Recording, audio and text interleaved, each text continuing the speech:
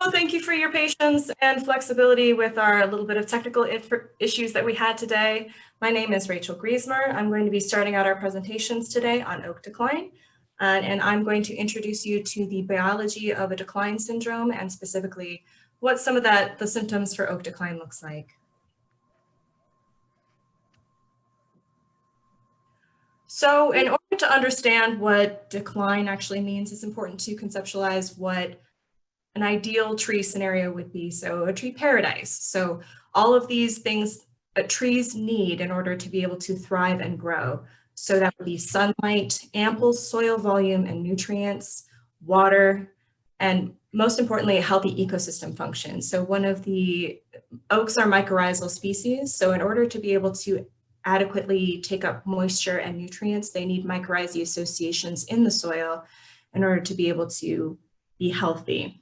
There also needs to be the presence of pollinators and seed dispersers to be able to reproduce and spread their genes throughout the site.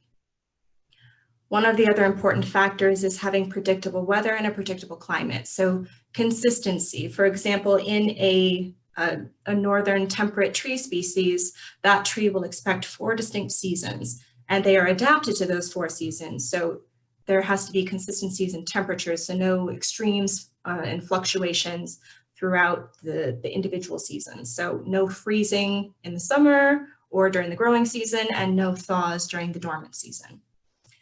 And then insects or diseases, ideally for trees, they would be non-existent. In a real world scenario, we know that's not the case, but this is a tree paradise. So in addition, the trees would want little or no competition so that they have enough room to grow without anything impeding on it. And it's important to realize what a healthy tree needs, because decline is basically the inverse of what a growing tree has. So decline syndrome is defined by Paul Mannion, who's one of the major descriptors of the original decline syndrome. And he describes it as an interaction of interchangeable, specifically ordered abiotic and biotic factors to produce a gradual deterioration, which often ends in the death of trees. So if you think about that ideal paradise situation for and you whoever just the microphone. You shut yours off now.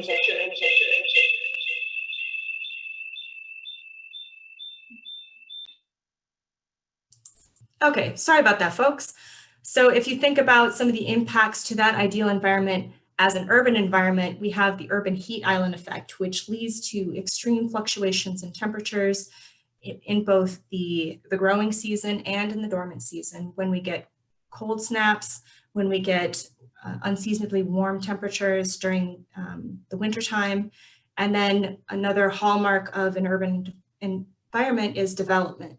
And development interrupts that site condition that the tree is used to. So it impacts the soil condition, it impacts the porosity of the soil, how water moves, all of that. And then if you think about that on top of some of the biotic agents that already exist in the environment, such as fungal diseases and pathogens, you end up creating a rife situation for decline to happen.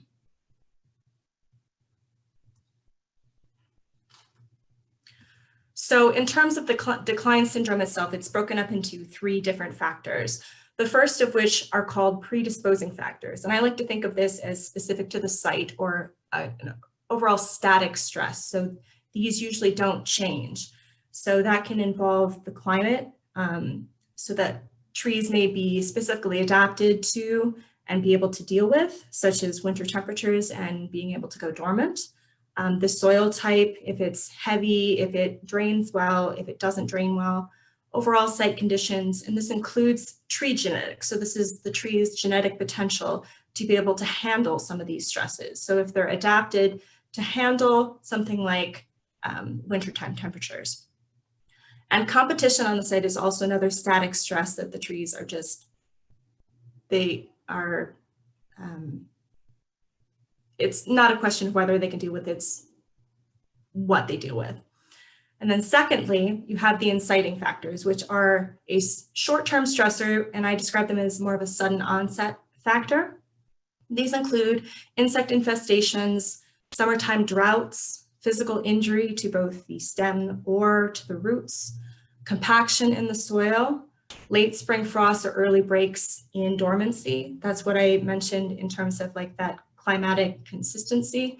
If there isn't that consistency, that causes short-term stress to the tree.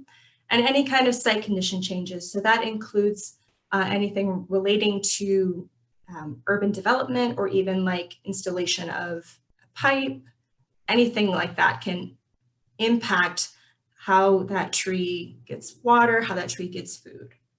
And those cause stress to the tree.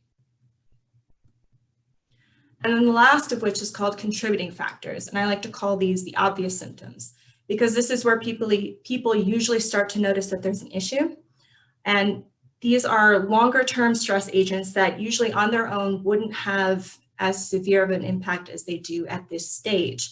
So on top of all of the other stressors that the tree is experiencing, those predisposing factors, the inciting factors, these are the final stage that usually cause the ultimate death of the tree. So that's fungal disease, wood decay, root decay, and wood-boring insects. And oftentimes this is where we receive a lot of people that are really concerned about their trees, is once they start to notice these contributing factors really starting to have an impact on their tree. So to better understand stress, I wanted to go over some of the physiology of trees and how that gets impacted by stress. So we know that trees are plants and they photosynthesize. So they create food from their leaves and from sunlight. And in a good situation, the tree is able to produce ample food, so it's able to store some away for emergencies. However, if a tree is under stress, it uses those emergency reserves to, for example, if a tree undergoes defoliation in the springtime, it already expended energy to create those leaves, and now it has to create more leaves, so it needs more energy to do so. So it takes some of those reserved food in order to create those leaves. And if there is a consistent amount of stress happening to that tree, so that would be those predisposing factors and the inciting factors that ultimately might deplete that reserve carbohydrate that the tree is able to store. And then additionally, older trees aren't able to do this as well, so they're particularly vulnerable if they're repeatedly exposed to these stressors. And then secondly, water is moved through the tree from the roots throughout the rest of the tree. This is a simplified graph, but to best understand, water goes up, food goes down. And when there's a stressful scenario, the water flow is impeded. One of the natural phenomena that happens is that air bubbles will be dissolved in the water that the tree takes up through its roots. And these water bubbles can be trapped inside the cells or the xylem cells inside the tree, and that's called cavitation. And if you get enough of these air bubbles with the increased pressure of that water moving up the tree, it can cause those cells to snap. So ultimately, the cavitation along with these snapped xylem vessels can interrupt the flow of water from the roots to the rest of the tree. So that can impact the growth, that can impact lots of different things, and also adds to stress. So if the tree doesn't have those resources to be able to grow new xylem cells, that stress is further compounded, sorry.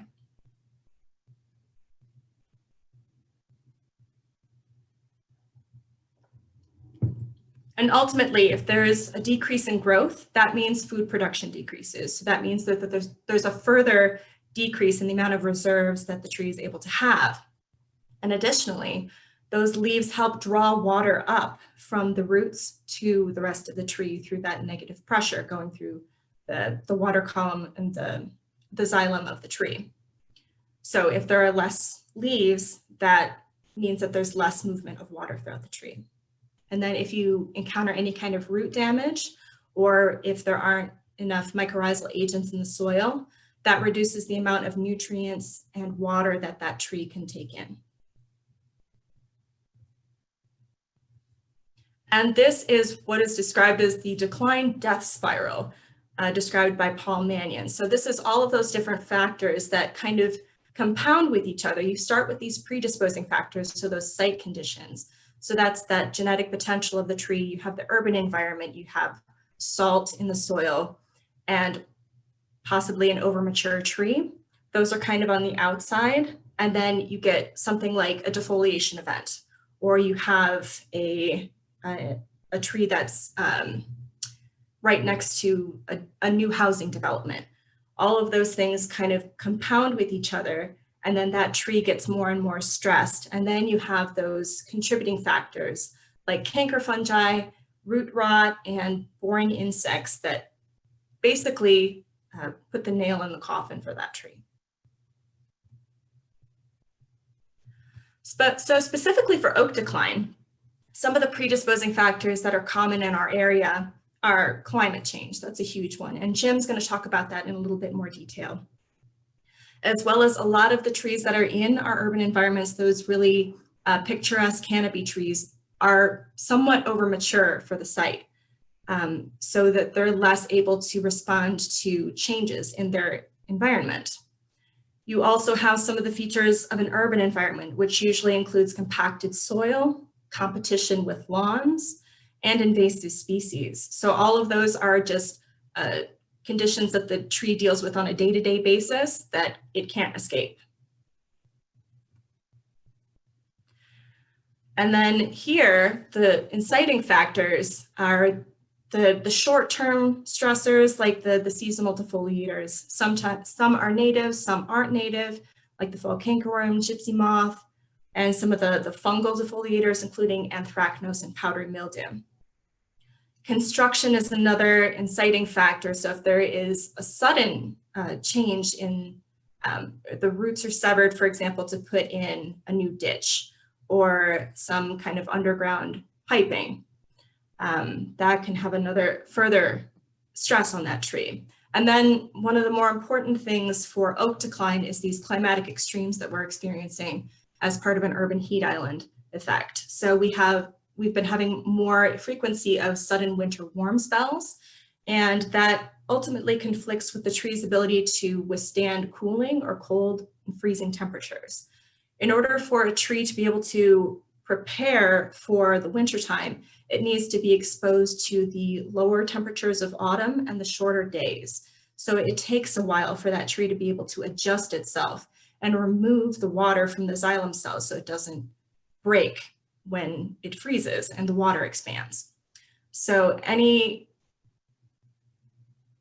environmental triggers that cause a break in that dormancy means that the tree thinks it's springtime and will start to move water back into its xylem, and then it's vulnerable to further cooling temperatures, much more so than it would have been if it had not experienced that warming.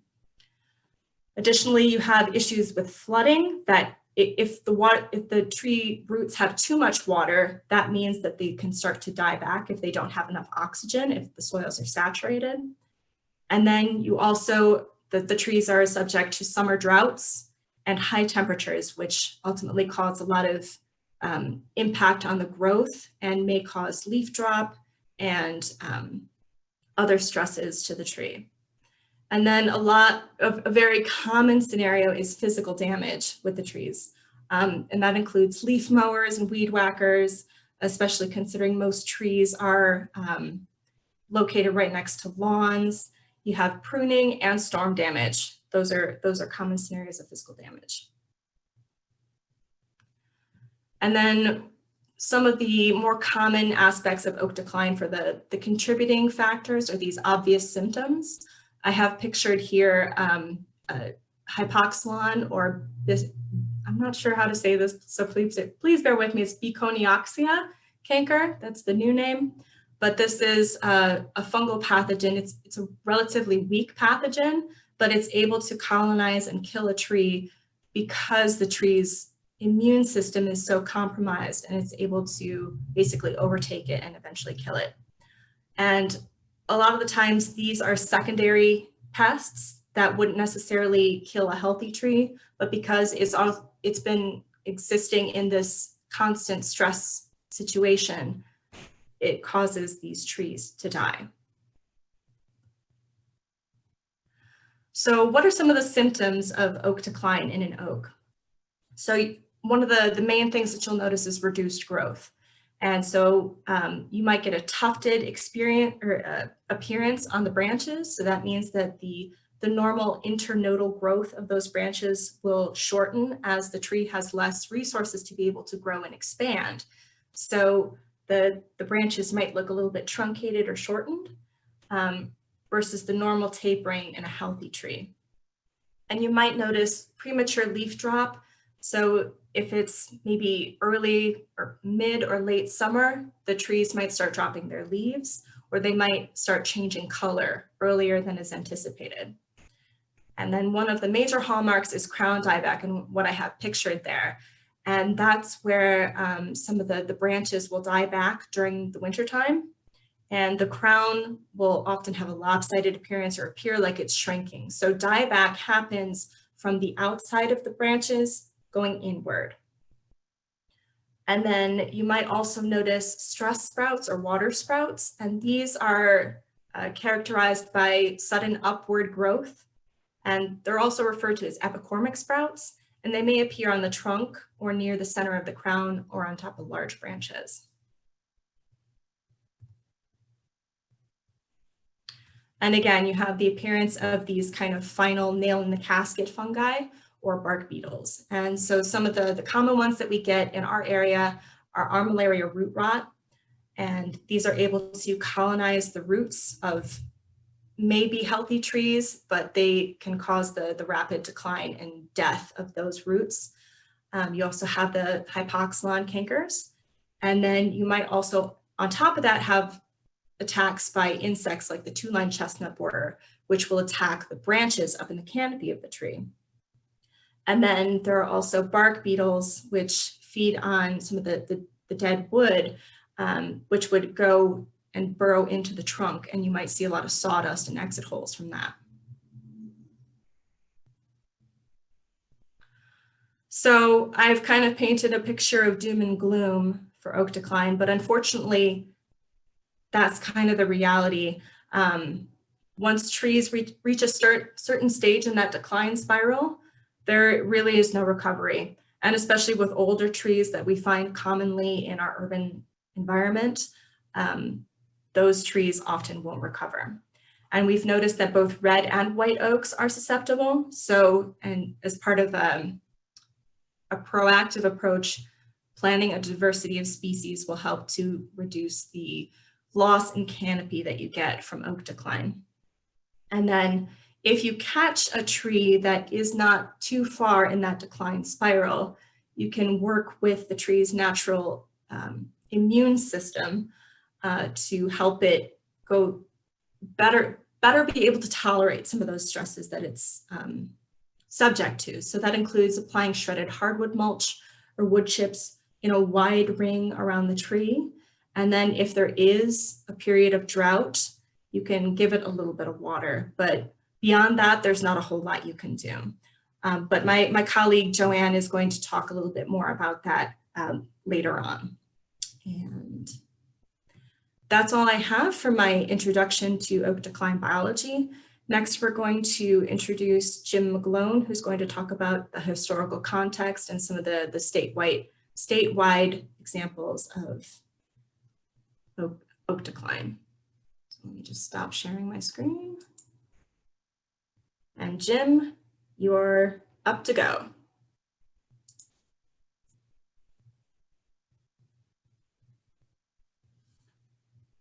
Okay, thank you, Rachel. Can everybody see my slides?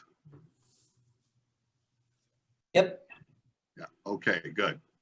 Now let's see if we can get this thing to start. There we go. So as Rachel said, my name is Jim McGlone. I'm an urban forest conservationist with the Virginia Department of Forestry. And I'm going to be talking about some broader, Rachel did a really good job of explaining what oak decline syndrome is and how it relates to an individual tree. Essentially, I'm going to give a broader perspective in looking at the forest. And as we go forward, one of the things I want you to understand is, although this is called oak decline syndrome, the same thing can happen to any species of trees. It just seems to happen more often with oaks than with other species. But last summer I saw maples and hickories and a few other species that also went through this process. Part of the reason we call it oak decline is it's something that has been well studied for for a century or more. We even have 19th century observations of decline of oaks in our woodlands. When we look at our current oak woodlands, we have to remember that this has only been around, oaks have only dominated the mid-Atlantic deciduous forest for about a century. So back in the 1920s, chestnut blight came through and really promoted oaks to being the more dominant species. And so we're still kind of in our first generation of oak dominated forests. So we're still trying to figure some of these things out. One of the earlier studies that pointed towards oak decline is this oak mortality in Pennsylvania, the Journal of Forestry. This was published in 1968. They were looking at data that they had collected for a decade and were unable to point to any specific cause for oak mortality in Pennsylvania. So this is something that's been going on for quite some time. In 1983, the U.S. Forest Service issued their Forest Insect and Disease Leaflet 165, which was titled simply Oak Decline. And in the leaflet, they talk about how to deal with it. And the most telling thing, and this alludes to what Rachel said at the end of her presentation, control efforts should focus on reducing or preventing the predisposing stress factors. Once a tree gets into that decline spiral, it's really hard to pull it out. And in 2019, the Virginia Department of Forestry issued another monograph on oak decline written by our forest health specialist, Lori Chamberlain, in part because we were seeing a lot of oak death in the state in August and September particularly. And the death was occurring both in rural and urban settings. I got a call from the Potomac Appalachian Trail Club. They wanted to know about all the dying chestnut and white oaks along the Appalachian Trail at the Loudoun County, West Virginia border. In 2019, we took lots of samples. We were looking for sudden oak death or oak wilt. Neither of those things showed up in any of our samples. The Smithsonian Front Royal Research Station also looked at some black oaks that had died on their property. They did some tree ring analysis, and the rings indicated that those trees had been in decline for about a decade before they finally died last summer. One of the things that I keep hearing from people is, oh, my tree was perfectly healthy and then it suddenly died. There are very few things that can suddenly kill a mature, healthy tree. Trees are very good at hiding their illness, but very few illnesses are going to kill them. So what happened last summer? Well, we had, of course, a really hot and dry July, August, and September. But if you go back and look at the weather data, what you will see is that back in 2013, 2014, we had some hot, dry summers, particularly in August and September, that may have been that inciting factor that started those trees down the path to decline and death. And then if you remember, particularly in 2017, it doesn't all show here, but we had 18 months of an extraordinarily high rainfall. It lasted all of 2017 and into the beginning of 2018. And just to look at what happened in 2019, keep in mind, this data point is largely being driven by a single storm on July 8th. You will probably remember the 1,000-year storm that led to widespread flooding. So this is part of that syndrome that we've been talking about. We get some bad weather, it's going to push trees over and just start declining. Trees that were in pretty good shape last summer, July and August and September, probably was an inciting factor for them. So we may, unless things really improve, when we move back towards what Rachel presented in her first slide, we may see continued decline in death of trees as a result of that weather we had last spring or last summer. Now, I mentioned oak wilt. This is a disease, and this is one of the things that can attack and kill a fairly healthy tree very quickly. This is a fungal disease. It's a vascular fungus. We're pretty sure it's a non-native fungus, so you can put this in the same box with oak blight. In this case, red oaks are more susceptible, and you do wind up with leaf wilting, which is different from what you see in oak decline. In oak decline, the leaves change color and they either fall off or the branch dies. Here you see leaf wilting and sprouting, and in red oaks, the entire crown will happen. White oaks, which are less susceptible, you may only see it in scattered branches, but you also get stem cankers and vascular streaking. Now, we did have some cases in the mid-1900s in Virginia, but right now, as far as we know, this does not exist in Virginia. And here you can see some of the color changes on a red oak that lead to the wilting. The other disease that I heard about a lot last year is sudden oak death. This is caused by a pathogen called Phytophthora ramorum. Phytophthora, by the way, is Greek for plant destroyer. There are a lot of them out there. We're not really sure how to categorize this thing. It used to be a fungus. Now we just call it an oocyte, and it got stuck back into the catch-all category of Protista. Right now, this occurs only in California and Oregon in the wild. Again, you're going to get weeping bark cankers on the trunk. And contrary to the name, it's only when you get to advanced cases that you start to see leaf spots and twig dieback. So it's not that sudden. It'll usually take 5 to 10 years for this thing to kill the tree. It's just when it becomes symptomatic, the tree dies very quickly after that. It is generally only fatal on red oaks, tan oaks, and madrone, which we don't have tan oaks and madrone around here, but it will infect about 40 other species of plants, including most rhododendron species. And we have had nurseries that bought stock in California and Oregon, brought it, and it got shipped here. Fortunately, the nurserymen and the ag inspectors found these species because it's not asymptomatic in these other species. They looked at these plants, saw they were sick, and they were destroyed before they were sold. So it never got out of the nurseries. We don't know where it came from, but it was not found before 1995, and it popped up in Europe at about the same time.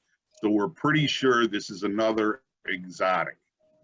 And here's the range map for the sudden oak death.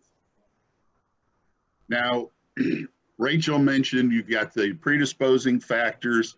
One that she didn't mention that Joanne's going to get into is bad planting. That can be a static stressor if the tree is planted improperly.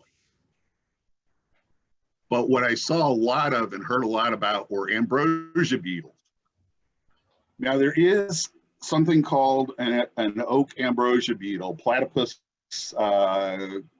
quercivorus, which is an Asian beetle, and so far it does not occur in the U.S. We are concerned about this thing because it carries Japanese oak wilt, which is similar to the disease I just talked about.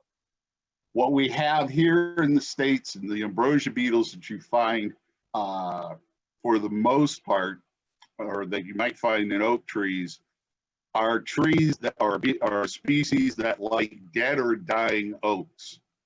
So this would be a late stage contributing factor like the hypoxylon. And they're really easy for the layperson to identify because they produce these what we call toothpicks of frass that stick out from the bark. But these things, they're a bad sign on your tree, but they are simply a sign that your tree was already mostly dead when they found it. Similarly, we've got hypoxylon, which is, and I'm not going to learn that new name. That I learned that from Adam Downing, that once you learn this stuff, you don't relearn it in your career. He told me that about some tree names that got changed. Anyway, we got hypoxylon canker. This is a ubiquitous, it's everywhere. Pretty much every tree has hypoxylon canker spores in their bark. But as Rachel said, you only get outbreaks on declining and mostly dead trees. You saw Rachel's pictures of a gray, kind of smooth, matte to shiny patch. Here, it's a species that is black. That tree has no canopy. One of the things about, because it's so ubiquitous, you don't have to worry about this thing bioaccumulating and spreading from dead to live trees. So if you want to leave snags that have hypoxylon in it, it's not going to hurt the trees in your landscape unless they're in bad condition. So what can you do about it? When we go back, I want to go back to that first, or my second slide, where we talked about the control efforts focusing on reducing or preventing the predisposing stress factors. And that means taking care of your trees and keeping them happy and healthy. One of the things that I want you to understand is in Virginia, there is no regulation of the tree care industry. In order to sell your services as a tree care or tree care services, all you need is a pickup, a chainsaw, and a business license. Typically, these people will come around and knock on your door, don't really know anything about taking care of trees. If you want to get somebody who knows how to take care of your trees, who has demonstrated knowledge of tree physiology and tree care, go to goodtreecare.com. This is a site that is maintained by the Mid-Atlantic chapter of the International Society of Arboriculture. And you can search there for certified arborist, somebody who knows how to take care of your trees properly. If you are going to take care of your trees, the most important thing that you need to know, if you're doing it yourself, is that you get 5 times more tree root mass under mulch than under turf. I'm going to say that again because it really is important. 5 times more tree root mass under mulch than under turf. What that means is less turf you have covering the root system of the tree, and the wider the circle of mulch under that tree, the happier it's going to be because it's going to have more roots to absorb water and nutrients. The mulch will also help keep the soil cool. It will feed the soil fungi. Rachel mentioned the mycorrhizae. We now know that ectomycorrhizae, which are really important to tree health, also need dead wood in their diet. So having those, that treated hardwood or the arborist chips or wood chips under the tree are going to be feeding those ectomycorrhizae fungi that are so important to the tree. The other thing to keep in mind is trees rely on capillary action. This is actually a movement of water from deep groundwater up towards the surface. So one of the things that I've seen, particularly with the white, the chestnut, northern red, is people overwater them. Those trees are adapted to dry and fertile sites. They're getting plenty of water usually from the groundwater, and it's only when you start to get dry soil down more than about 2 inches that you need to start thinking about giving the tree a deep watering. One of the best ways to do this is to get yourself a soil moisture meter. I checked on Amazon when I was putting this together. They run about $15, and there you can test, see what it looks like and whether or not Hey, Jim, whether your sound is going in and out. yeah, I'm getting a message that low system resources may affect your audio quality. Okay. It says try closing some apps, but I really only have one more picture. When I talk about mulching, this is one of the best mulching knobs I've ever seen. This is a big white oak. You can see the mulch ring here that extends almost to the drip line. My recommendation was to push it out even further and about 2 to 3 inches of good mulch under it. And that's all I had. Thought I had my contact information. I can provide that later. So now I'm going to turn it over to Joanne, and she's going to talk about what to do after your tree dies.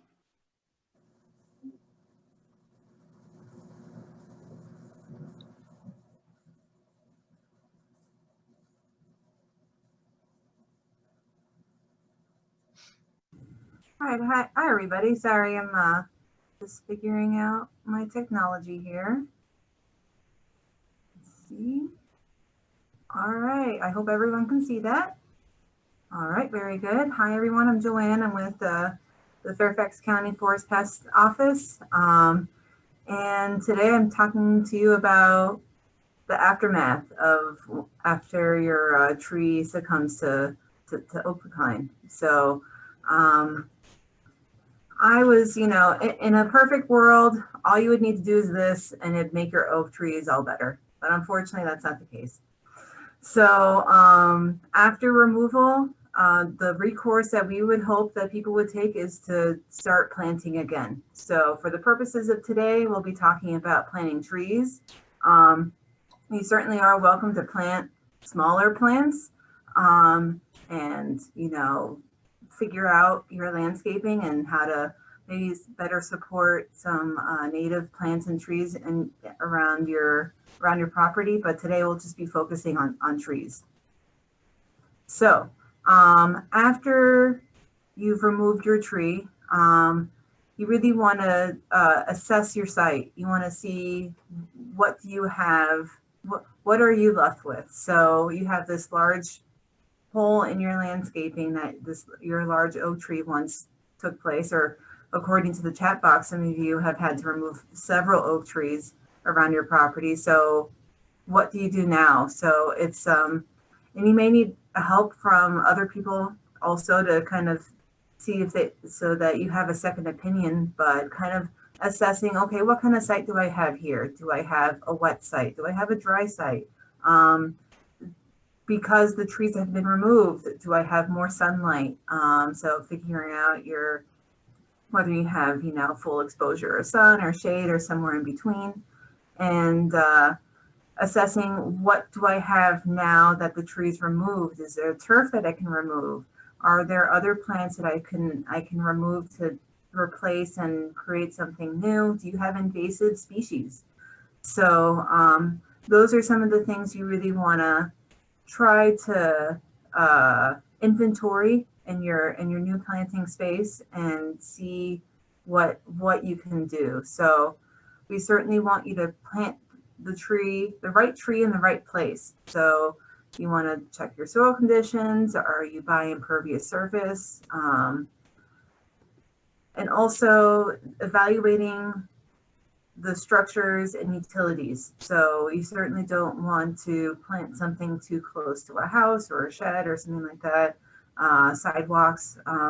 Also utilities. Utilities are huge. So look above and research below. So try to call Miss Utility before you break ground and assess what utilities you may have underground. There may be some things that Miss Utility isn't aware of, like if you have like a Verizon Fios line underground, Those aren't dig very deep, so you want to make sure you know where that is so you don't break it and accidentally cut the internet from your house and have to get that serviced. You also want to plan for the mature size of the tree that you're planting. So say you're planting something like a willow oak, those can get to be really big, so that may not be something you want to plant underneath a power line. So if you look at the picture on the right here we have a tree that was planted right underneath the power line, or maybe the power line came after the tree was planted, but now you have this situation where you have to prune for the utility, and you have, a tree that probably isn't very happy. So you want to try to plan for structures, utilities, and also other trees around you. So just some pointers. Try to plant at least 10 feet from a building, 3 feet from a sidewalk, 20 feet from larger trees, 10 feet from small trees, and also, if possible, plant for shade. So trees are a great way to maximize, to try to get some energy benefits for your home. So if you were to plant in like the southeastern or southern part of your home, that could offer great shade for especially in the summer. So what kind of trees should you plant once you decided what you're looking for? So and you've probably heard of this, because of observed changes in climate and temperature and rainfall, it's getting warmer than maybe it was a few decades ago. And it may be good to, maybe when you're doing that assessment of your site, looking at what species of trees you have on your site, and maybe incorporating some tree species that may exist in milder climates. So that may be, and I have a resource that I'll be sharing during my presentation, and also emailing to everyone who's registered, of tree lists that you can utilize. Depending on where your property is, you may want to get something that's well adapted to urban conditions. So on top of potential issues from climate change, if you're in an urban area or a suburban area, you may be facing other issues like stormwater runoff, salt in the winter, soil compaction, and other issues that are related to urban conditions. So there are tree species that do thrive and do well in those harsher environments. When possible, native is best. And so, for example, a red maple, great tree, native. We also suggest that people try to purchase their trees locally. So maybe a red maple that was grown and cultivated here in the mid-Atlantic might be a better option than some cultivar that was, grown in Washington State. So it's just some things to keep in mind. Local trees are sometimes in very high demand, so that's something that may not be an option. And also, when you're buying your nursery tree, what size do you want? Do you want to start off with bare root saplings, or do you want to try to do a larger tree, container or ball and burlap tree? So there's some pros and cons, and I'll be reviewing that in a second. And lastly, tree quality. You want to make sure that whatever you purchase is of the best quality that is possible. So some things that you want to look at is, does it have an overall healthy appearance? You don't want it to look like something out of the Charlie Brown Christmas, the sad little Christmas tree that's, seen better days. Does it have like a strong central leader? Do you see any scarring or marks on the bark? The branches, does it have a good balanced branch structure? Let's see, leaves. Are the leaves a normal size? Or are they, weird colors? Do they have like yellow or brown in them? And also, when you do get your tree, if it's in a container or ball and burlap, we suggest you look at the base of the tree and look for that root flare. So it's kind of like where the base of the tree kind of flares out and starts to meet the roots. You want that exposed when you do your tree planting, so that that soil, and you can kind of see like the dark area on that bark. If you have too much, if you have soil up against the trunk of the tree, then that could be a breeding ground for future issues. And just, shop around. Don't get your tree at the clearance area of your nursery or your garden store. And if one place doesn't look like it has good quality trees, go shop around. So here is a list, a tree list that was developed by a group of scientists that was looking at climate change projections for individual tree species. So they've done this across the country. And so this is the list for the Mid-Atlantic, the Piedmont area. And so if you look at the list, you can see the species that are likely to decrease due to climate change, may decrease, no change, and then on the right-hand side, may increase due to climate change or likely to increase due to climate change. And I just wanted you to kind of focus on the areas circled in red. So you see chestnut oak and northern red oak may decrease. So I'm not saying not to plant those trees, but I would suggest that if you plan on planting more than one tree, I wouldn't make it necessarily all chestnut or northern red oak, since those also do well in a more colder climate. So maybe consider oaks or other species of trees that maybe might do well in milder climate. And just, if you're planting more than one tree or assessing the trees on your property, try to consider having a wide variety of tree species, just to make sure that if there's a pest or disease or a complex that's affecting one group of trees, that it doesn't impact your whole property, because you have that variety of tree species. So I hear a lot of suggestions for making sure you plant for different genuses of trees. So that would be like your hickories, your oaks, your maples, walnuts, and whatnot.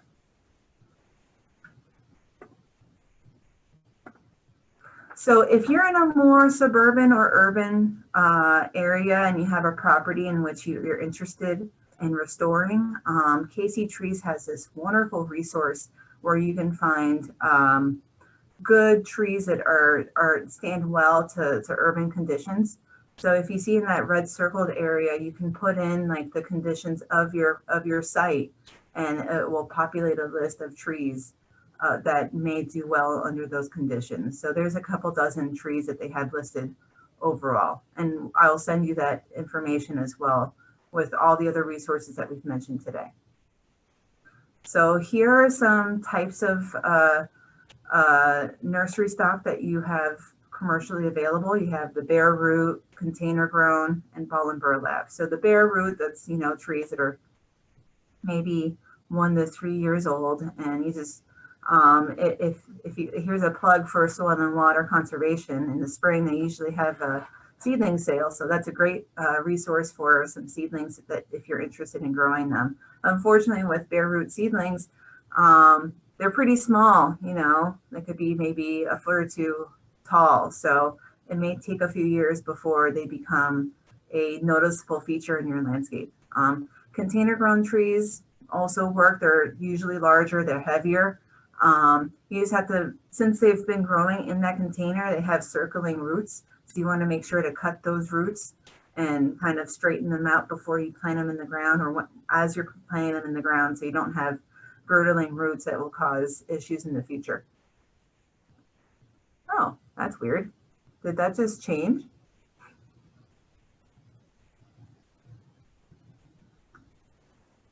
Yeah, I don't know what happened.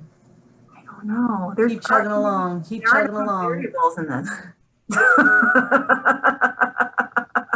All right. And then there's the balled and burlap trees, the B&B. And so those are trees that were growing in the ground, and then you have this like giant spade that cuts them out of the ground, and then you wrap them in burlap.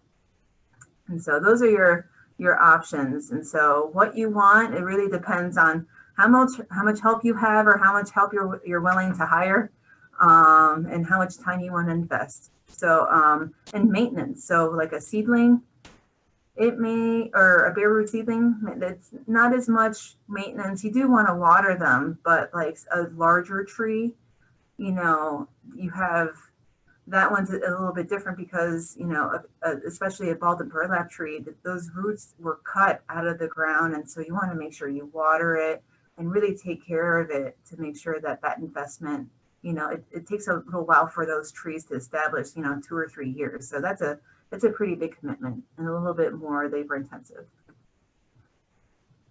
So here's an American chestnut, a back-crossed American chestnut that we received from the Virginia chapter of the American Chestnut Foundation. So this is a very small container tree that we planted here at the Fairfax County Government Center. And so I just wanted to show you an example of a small tree. And later in this presentation, you'll see a larger tree it's the exact same tree. And it only took, 6-7 years for it to grow to be 20 feet tall. But, this is even though you see 5 of us standing there, only one guy did the work. Hugh did all the work. He dug the hole, he put in the hole, he planted, he did everything. And it took all of 10-15 minutes. So, excuse me. So yeah, this is an option. And, depending on the species of trees that you pick, you can plant something small and it can be something of a moderate size within a few years and relatively easy to plant. And here's just a diagram of the steps to plant a tree. So just in general, you want to plant a wide tree, measure the holes, especially so for a bare root seedling, you want to make sure the roots are stretched out into the hole. And make it at least 3 times as wide as you do deep. So you don't normally with a bare root seedling or a small container tree, you don't have to dig all that deep. So you want to make sure the base of that root flare is level with the ground level, and just fill it with soil, water it, tamp it down, and make sure that that soil that you disturbed, that where you dug the hole is firm and secure. So here's a picture of county staff planting a ball and burlap tree. So that looks a little bit different. And if you're interested in a video of step-by-step how to plant a larger nursery stock tree like a container or ball and burlap, there's an excellent video that my office made, how to plant a tree. And so that's on the county website. And so here are just some screenshots of that step-by-step. So you want to make sure you measure the height of the root ball so that you have an idea of how deep to dig. And then after you measure the root ball, you measure the hole that you dug. You might see someone familiar in that picture as well. And then you want to roll the tree by the root ball into the hole. The ball and burlap trees can be really heavy, and so you don't want to just like pick it up out of the ground and place it into the hole because you might hurt yourself. And if you notice, there's 2 of us doing this, so since it is heavy, you want help or hire help. You want to cut back the burlap and the wire mesh that's holding the root ball together as much as you can and get it out of that hole, since it's likely not going to decompose and probably cause future issues. And then backfill the hole with the original soil that you took out when you dug. You don't want to amend the soil. You don't want to add new soil in there because then the tree's going to have an easier time adapting to that site. And if you add like, say, nicer soil or different soil in there, the roots may not grow out of that nicer soil and into the native soil that planting site's in. And so it could cause root issues. And then once you're done planting, you want to make sure that you lay down mulch. So the minimum standard is 3 inches deep by 3 feet wide, but certainly if you had a mulch bed that was bigger than 3 foot in diameter, we would be so happy, and your tree would be so happy as well. So some basics on tree care and maintenance. So especially for those larger trees that you plant, you want to water for at least 2 or 3 years, and water it from spring to autumn. So you want to, especially in the middle of the summer when it usually gets dry, you want to keep up with that watering, just because it usually gets a little bit droughty, and that could really impact your tree. And you can use a watering bag like the one here, or those green gator bags that you see sometimes. You may want to have tree protection to protect the trunk of the tree. So some trees may fall victim to vandalism or rubbing from deer, or just, you know, the incidental weed whacker or lawnmower that might hit it by accident. Or in my husband's cousin's case, their kid ran it over with a off-road motorbike, but there's nothing, I don't think the tree protection would have done much for that. Also pruning. So pruning's really important. Let me just look at my notes here. So you definitely want to prune dead branches away. You also want to prune to kind of look ahead for future problems. So sometimes trees have co-dominant branching. So that's when you have branching that is, you know, basically equal sized branching that meet at a union, and that can often, that's just weakly attached branches. So you want to pick one of those branches and get rid of it to prevent future problems for your tree. You also want to make sure that if this is especially by like a parking lot or a sidewalk or a path, that any of the branches that are at eye level or head level are also pruned away, just to prevent any, I guess, human issues. And so here I'm going to show you some resources that are available on the county on the internet. And so the first one here is a county publication. It's the Tree Basics booklet, and it just has very basic introductory information on tree maintenance, tree planting, and some tree list in the back. You can certainly share this with your friends that may not be as aware of trees as maybe some of the people on this meeting are.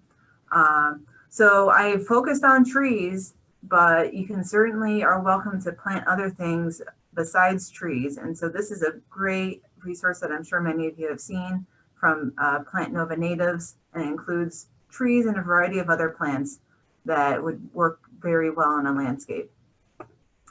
And finally here, if you're in a suburban or urban site, here's a resource from Casey Trees, and it's a really good comprehensive guide on urban tree selection and just what would work best. So with that, I guess, Adria, should I share the ISA information now while we're doing the Q&A? Yeah, why don't we do that? And I can start with this question, I think, was actually way back in the beginning, and I think could be answered by any of you all. What do you consider a tree to be an older tree? Okay, what is it? Well, tree that's a hard question to answer because it's really site and species specific. A tree in a 10 by 6 parking lot island is going to be older at 10 years or 15 years. The issue there are two issues. One is that the tree, as it grows, starts to use up the resources that are available. So the more restricted the resources, the sooner it becomes an older tree. The other issue is that as a tree grows, just like we do, they accumulate stress, they accumulate things that can run them down. So if you're talking about a big canopy species in a big space, you're probably looking at something with the oaks. We're looking at trees that are in the, and again, it depends on your site. If you're in more of an urban, suburban site, you may start to consider them to be older trees at about 50 to 70 years old. You get out into the a more rural type setting where you haven't had as much in the way of air pollution and other issues. You could be looking at something more like 80 to 100 years for those trees to start being what we consider older. On the other hand, if you have a tree that's growing in the middle of a field and is well mulched, like that white oak I showed you, that's probably not an older tree because it's in a really good site and it's really close to what Rachel said was tree nirvana. Okay. Another question was about salt, and what is considered, how much salt is considered to be excessive? And I'm thinking that was back to considering, you know, kind of site problems that Rachel was describing. So I can take care of that one. So basically, there's a constant level of salt in the soil, but anytime that there's added salt, so if it's near a driveway, a roadway, walkway that you would salt for wintertime ice, then that would be excessive. So any of that will run off into the surrounding landscape, and that will cause additional stresses. So you can't really control for the amount of salt that's in the soil itself without it being amended, but just be mindful of salt applications on your driveways and et cetera, and impervious surfaces. And sometimes we bring back salt to our driveway just from the trip to the store or over to work, right? And those kinds of things we have no control over. Another question, and I think it got answered, and I think the answer here is yes, you know, can you use leaf mulch instead of wood bark chips? Yes, I totally, you know, any kind of mulch. The other question was, can diseases spread by using arborist chips, arborist wood chips? Leaf mulch is good. One of the ways that I like to talk about mulch is thinking about what you find out in the woods. If you go off the path and you walk under the trees, that's what we're trying to emulate. But keep in mind that in addition to fallen leaves, there are also a lot of sticks and branches, and there's other wood there. So you really do need to have some of that. I don't rake my leaves, but I do leave dead branches lying in under my trees to provide some of that that wood that they need. As far as diseases from the arborist chips, it really depends on why the tree was taken down. So you should talk to them before you accept a load of arborist chips. If it was taken down because it has a virulent disease running through it, if it's got vascular wilt or something like that, you probably don't want to use that fresh under your tree, especially if it's, say for example, the tree had Dutch elm disease and was taken down and chipped up. You certainly wouldn't want to use those chips as fresh off the truck under an elm tree. So it really depends on where the chips came from. One comment on leaf mulch, if I could interrupt you, Jim. Sure.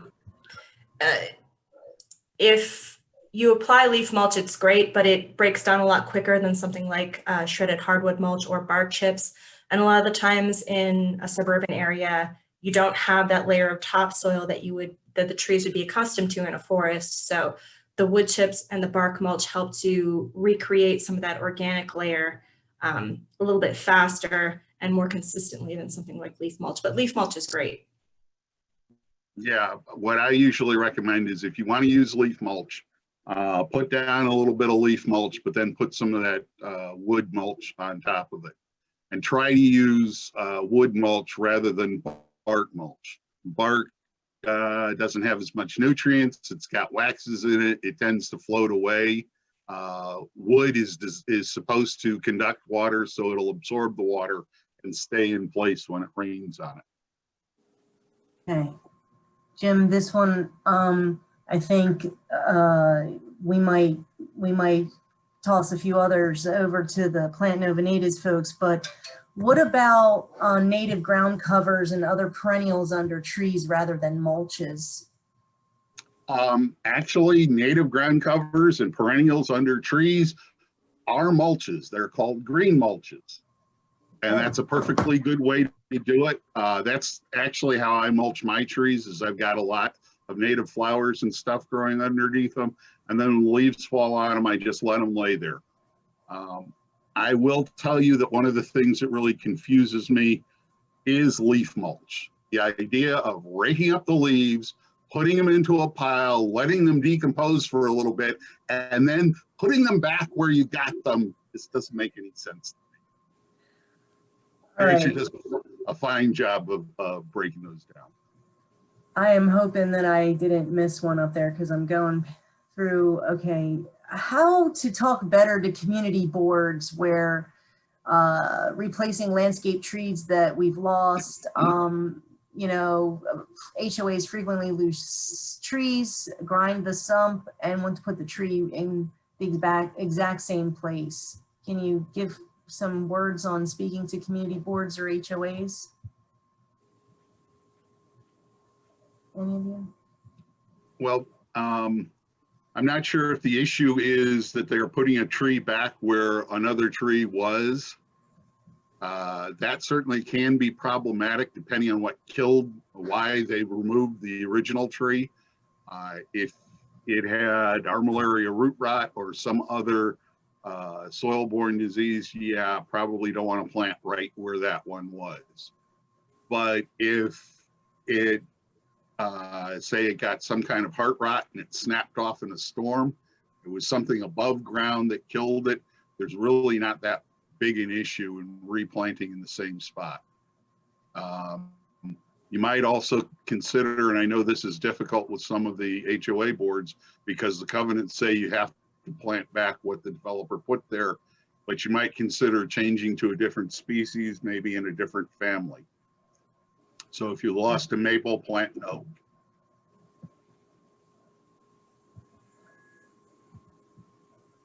Okay, there were some questions about commenting on the advantages and disadvantages of using forest mulchers to remove invasive understory in the forest. Good idea or not?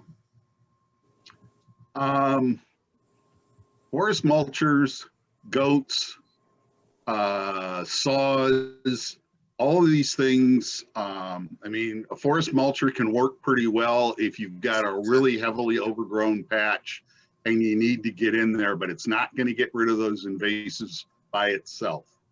You need to think with the perennial invasives, think about that root system. You got to get rid of the root system in order to get rid of the invasive. So you can send in a forest mulcher and it'll do pretty much the same thing that goats will do. It'll take out the top part, but the roots are still there and they're going to start sending up sprouts. So you have to deal with those sprouts. If you want to be really persistent and continually go in there and cut that stuff, you can get rid of invasives mechanically that way, but it takes persistence. You can't let those things grow very long and replenish the energy that you've already taken out of that root system. Is that like siltgrass? Stiltgrass is an annual. Forest mulcher is not a very good tool for stiltgrass. What you need to do is make sure that this year's crop doesn't produce seeds for the next 10 years, because it will take about 10 years to exhaust that seed bank.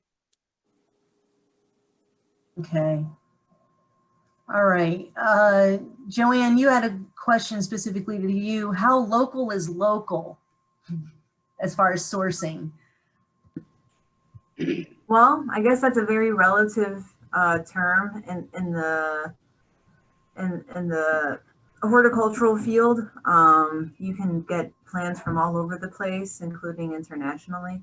So I think as local as is reasonable. I guess you could start in the mid-Atlantic. If you can source a tree from the mid-Atlantic, I think that would be great, and that would be reasonable because that's, that encompasses many states. That you know, depending on what tree species you're looking for, that still may not be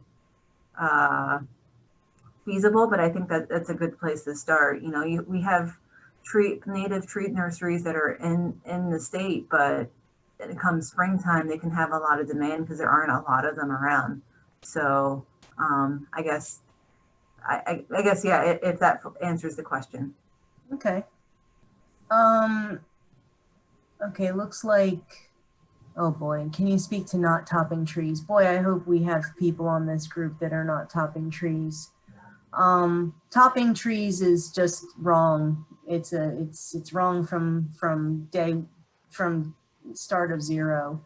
So topping trees is cutting off all the top to just reduce their size and get a lot of epicormic sprouts and a lot of weak wood. ISA certification number, how do I know it? That's your International Society of Arboriculture. If you're a certified arborist, if you're a master gardener, you don't have one of those numbers. Let's see, next question. Adrian, could we go back to the topping tree question? Because there's Yeah, something. go, Joe. Go ahead, Jim. It came about because somebody had their reputable landscaping company plant a tree. One of the things I want to point out is that, yes, there are very good landscaping companies out there, but they don't necessarily know anything about tree care. You need. Oh, I'm sorry, I missed the top of that question. Some of these landscaping companies, they know a lot about grass, they know a lot about flowers, but they know nothing about trees because they don't have any arborists on staff. So keep that in mind, especially if you're working with an HOA board. Okay, there's a question on depth of mulch. How deep to have mulch and best time of year to use mulch? Who wants to tackle that? It depends on your mulch. Your mulch should be, if you're using, you know, the standard commercial, partially decomposed hardwood mulch, you should be about 2 to 3 inches, and you should apply it as needed, because as Rachel pointed out, it's going to break down and become organic matter in your soil, and so you're going to need to replenish it periodically. Some of the research that was done out by your colleagues out in Washington State indicated that you can put the fresh arborist chips down as deep as 6 or 7 inches, and it does a much better job of keeping the weeds down, because they germinate, they start to grow, but they run out of energy before they actually reach the sunlight going through those that deep bed of arborist chips. And one of the things you need to be careful about with your mulch is that it can form, you know, it can lock into place and form a barrier to water and oxygen. And that's particularly when you get the more finely shredded stuff. So those arborist chips are really coarse. And even though they're 6 or 7 inches deep, you still get a lot of water and oxygen penetration down into the soil around your tree.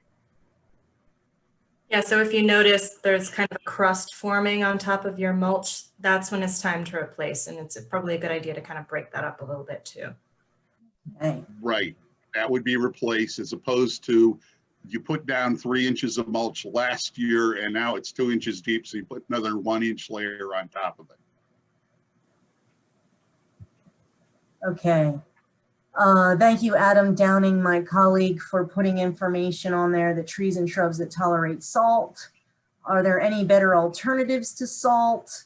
There are a lot of different salt ice melt products. Some of the ones that will be more gentler on your plants are going to be the ones that are the magnesium salts, rather than anything that, you know, is going to be more detrimental to your plants, are going to contain a lot more sodium and chloride type products.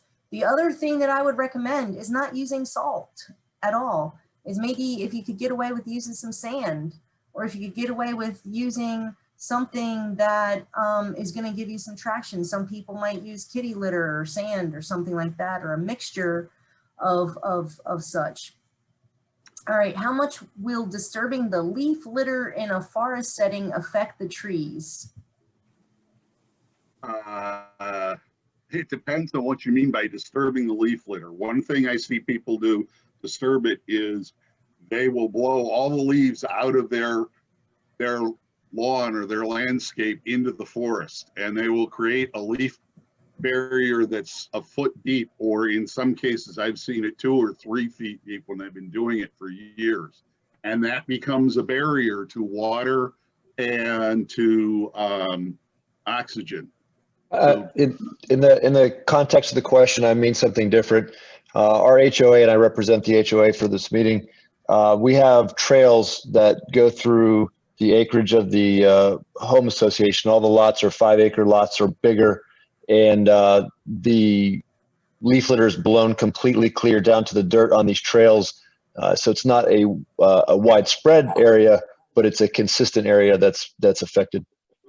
So in that kind of a situation, your big issue is soil compaction. People, when they think about soil compaction, they're usually thinking about sheep-footed rollers and these big machines, but just people walking on a trail can compact the soil under it and create some of those conditions that Rachel talked about. Blowing the leaf litter away just makes that soil compaction worse. It also is going to mean that when it rains, your trail is going to be muddy. So what I have seen is people they blow away the leaf litter and then they put down mulch, hardwood mulch or something like that, which seems kind of redundant and a waste. There's also an expense associated with clearing that trail. Now, it could be that what's happening is people use the trail, the leaf litter is getting pushed to the side. That even happens on deer trails. But the bigger issue is the soil compaction and the erosion that occurs underneath it. Okay, thank you. Okay, looks like Renee needed to have something clarified. Renee Greavy, are planting where a stump was ground up, is that okay? Where a stump was ground up, is it okay to plant back in that same spot? Well, again, it depends on why there is a stump there. I agree, Jim. I agree 100%. Find out why that other tree died. Yeah, if it was a root disease that killed that tree, you probably don't want to plant another tree there. One of the things you do have to be aware of is that when they grind those stumps, they fill that hole with wood chips. So if you're going to replant in that hole, you need to you can take those wood chips out, push them to the side, then plant the tree, make sure you got good soil contact on the roots, but then you can then use those wood chips to mulch with. Yeah. If it were me, I would slightly offset from where the stump was ground. If for no other reason, it's probably going to be easier for you to dig a hole. Absolutely. So it also depends on how long ago the stump was ground. True. How do herbicides for weeds affect nearby trees? Anybody want to tackle that?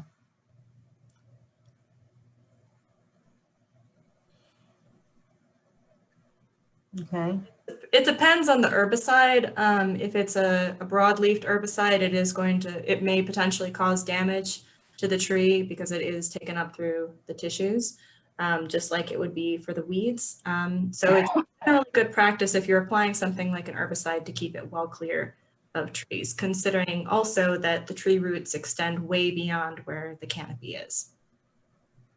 It also depends on how the herbicide is applied and what the uptake method is. So if it's something that can come in through the roots, then you're going to be affecting the tree. If it's a foliar herbicide, as long as you keep it off of the tree leaves, it's not going to have as much of an effect. Nutrients, lawn fertilizer and stuff is going to have an effect on the trees. And frequently when it's applied in June and you give that tree a new shot of nitrogen, you're going to set yourself up for some pests that can actually look and see you've got this new flush of growth that's not protected. It's not supposed to be there when those pests are out. And it becomes a really nice salad bar for the things that are eating your trees. Would it make any difference if you use like a vinegar or natural products as a herbicide? No. Like I said, it depends on the mode of action and how it's absorbed. Vinegar is a poison. It kills plants. That's what it's supposed to do. The fact that it comes from an organic source rather than a brick and mortar plant doesn't really make that much difference. It's still toxic to plants.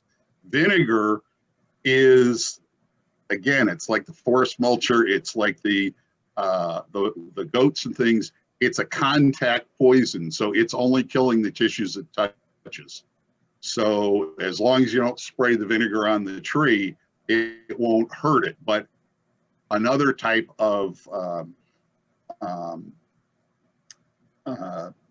systemic, or not systemic, what am I trying to say?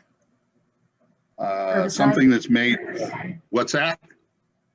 Well, an herbicide, but a commercial or a synthetic. That's the word I was trying to find. A synthetic herbicide that has the same mode of action as the vinegar is going to have the same mode of action as the vinegar, and it's going to have the same issue on your trees. Okay. That Adam Downing also posted some other wonderful resources. Thank you, Adam, for putting them in there. How do herbicides, oh, excuse me. Okay, do I remember correctly that corn gluten meal is effective on stiltgrass? From what I know, corn gluten meal or corn gluten can be a pre-emergent, but I don't know how what its efficacy is on stiltgrass. And Linda, let's touch base on that in another forum, because we're going to move on to tree questions right now. Thank you. What about herbicides that harm bees? Let me just give you my opinion on just anything that you put into the environment, organic, inorganic. There's another question about neonics as well at the bottom. Neonics, okay. Yeah. So anything that you put into the environment that you might have, as far as pesticides go, pesticides are going to kill, the weed killer, the insect killer. That is, anything is going to alter the actual biology, the natural flora, fauna, so to speak, of your environment, of your biome, of your yard. Okay, so if you apply anything that is not there already, you're going to change that chemistry, you're going to change that balance. Whether if it's a neonicotinoid, if it's vinegar, or if it's soap, or if it's an oil, all of those things will have some effect on pollinators, whether if it's a honeybee in a hive or a solitary bee that usually are the ones that we see early season, and those are the reason why we leave the leaves. Anything else that you all wanted to add, Rachel or Jim? So there was a question about persistence of neonicotinoids in a tree once it was applied. So it's okay. It's a necessary evil of neonics. So especially if you're applying it on a species that does have pollinators that visit that flower, that's one of those inherent risks that goes along with applying those neonicotinoids. However, it is a vital tool for controlling a lot of insects in trees specifically. We have used neonics to control things like hemlock woolly adelgid. And that's a really nasty invasive insect that kills hemlock trees. But hemlock is a wind pollinated species. So any effect of that neonicotinoid would be by the fact that it is wind pollinated. And to add to that, not all applications are created equal. So in the example that Rachel gave, that's a stem injected or injected directly into the trunk of the tree. And so the exposure to other plants and other flora and fauna are limited in comparison to like broadcast spraying. So it's all kind of, I guess it all boils down to IPM, integrated pest management. You have to, whatever management or, actions that you take in the landscape level, you have to make sure you kind of assess what do you have, what are your options, and kind of see from what the options that you have, what's the most sustainable. Yeah. Absolutely. One of the things, especially with regard to the insecticides, first of all, keep in mind that neonicotinoids are insecticides. They kill insects. So they're not herbicides. So we wouldn't be using weeds or something else. But a lot of the research that's been done looking at conservation landscaping or native plant landscaping has found that as you increase the diversity of plants in your landscape, you reduce your need for insecticides. And I can vouch for that. For the past 15 years, my wife and I have been practicing conservation landscaping, and I actually have an entire 45-minute presentation on that as an integrated pest management system strategy, because we got lots of things out there that eat the bugs we don't want. Okay. We are gonna take, I'm just gonna look see if there's any more questions. There was one question on why oaks are particularly susceptible to decline syndrome. Okay, why don't you make that the last one, Jim? Okay, and Rachel and Joanne, I'd be happy for you guys to jump in here. My sense is that it's got to do with the way oaks make their vascular tissue. They're called ring porous. So they produce a lot of big vessel elements in the spring and not so many the rest of the year, as opposed to say a maple, which produces small vessel elements.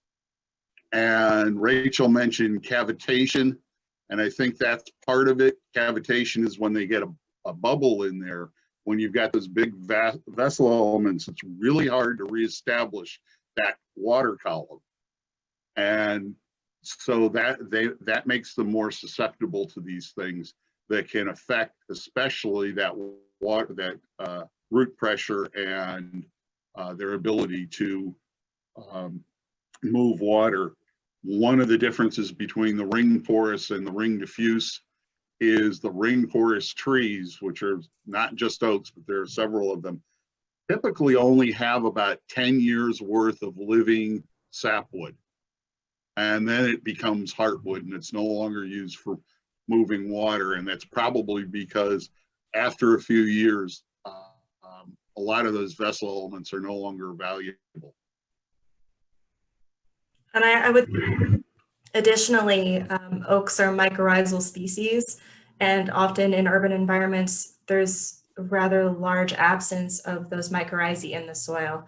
We're actually conducting a study looking at the soil health in terms of its microbiome, and that includes mycorrhizae as well as bacteria and other fungi. But the absence of those species would also reduce the amount of water and nutrients that those trees can take up. So that is another agent that causes stress that may make them more susceptible to declining in general. There's that. And it's also, particularly with the chestnut and white oaks, they are evolutionarily adapted to the really crappy sites in nature. They dominate the dry and fertile sites. And so they're starting out behind relative to the other trees anyway, because especially with the larger trees we see in Fairfax County, those are the ones that planted themselves, and they're there because it was not a great place to be a tree.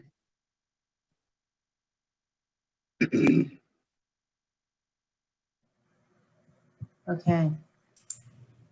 If anyone has any questions that they want to email to Jim or myself or to pestmail@fairfaxcounty.gov, that's the email that is up here on the screen right now.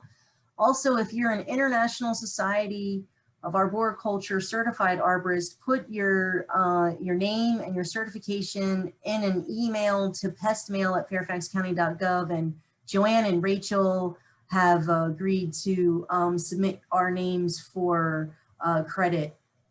We might have to tell them that we need a one-hole credit since this kind of went on longer, guys. I want to say a big thanks to Shirley Channing and Ann Mason, who helped us switch over from the old room to this new room. So thank you very much. Thank you, Jim McClone. Thank you, Rachel Grismer. Thank you, Joanne Allen, my teammates. And I really, really, really appreciate all of your patience and support. Those of you who have stayed with us now until the end. If you need help or questions further than this, we're here as your resources. We're available for you, and we're happy to help you answer questions or look at pictures. This is a great team of folks here in the county. We work for all different departments and agencies, state and county. And I just love my teammates. So thank you very much. I'm very grateful for you. Happy Thanksgiving. I'll toss it back over to Rachel, Joanne, and Jim. Thanks. One other thing, if you don't feel comfortable emailing, you're always welcome to call us. We have an urban forester of the day available Monday through Friday, 8 a.m. to 4 p.m. And that's 703-324-1770. And I will also want to let you know that we will be continuing this webinar series. So hopefully keep an eye out for additional webinars in the future. And I really appreciate you guys joining us today. Yes, thank you everyone for your patience, and we hope we develop a group of followers and fans for all future webinars. Thank you for your patience. Joanne, Rachel, Adrian, and I just love to talk trees, so it was a great pleasure to be here to talk to you all and answer your questions. Thank you very much. Thanks, everybody.